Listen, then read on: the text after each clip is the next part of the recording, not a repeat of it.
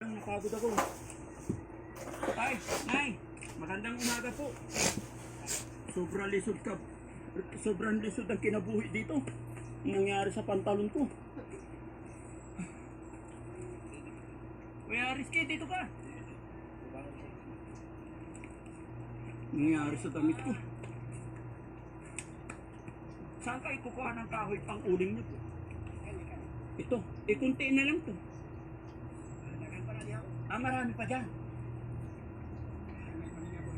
Oh? Ano pangalan niyo tayo?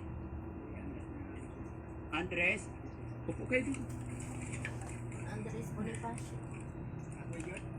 Sobra. Lisod ang bukid. Pero mas nakakatakot kasi pag nagulong-gulong doon. Oh? Sanay na. So, ilang taon na po ba kayo naninirahan sa gubat? Dugay na. Magkanong benta niyo po sa uling dito?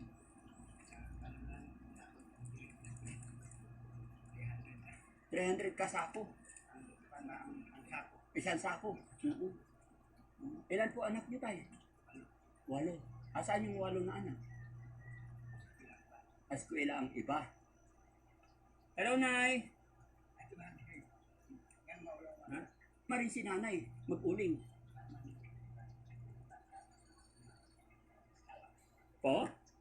Upo. Upo ako dito. Para marinig ko. Kasama ang asawa para may magkatabang. Pila ka tuig na kaw tay? 56 si ma'am, si Nanay. 48. Kain na po kayo. Pagahan? Yung vlog ba nila yan? Pamahaw. Sa paniog to. Ay muli kayo. Saan ang bahay niyo po? Malayo. Sa baba.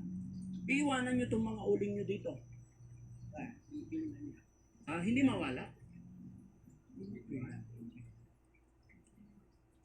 Pero magandang tignan mga kababayan yung lugar dito.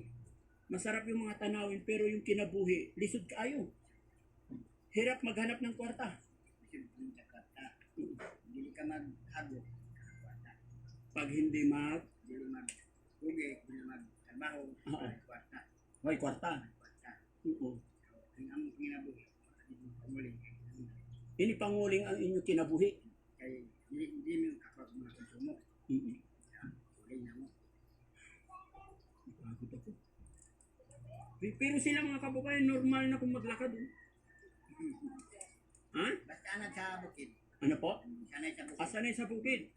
Ako isang baba ko pa lang tingnan mo na nangyari. Mukhang malalaglag na naman ako.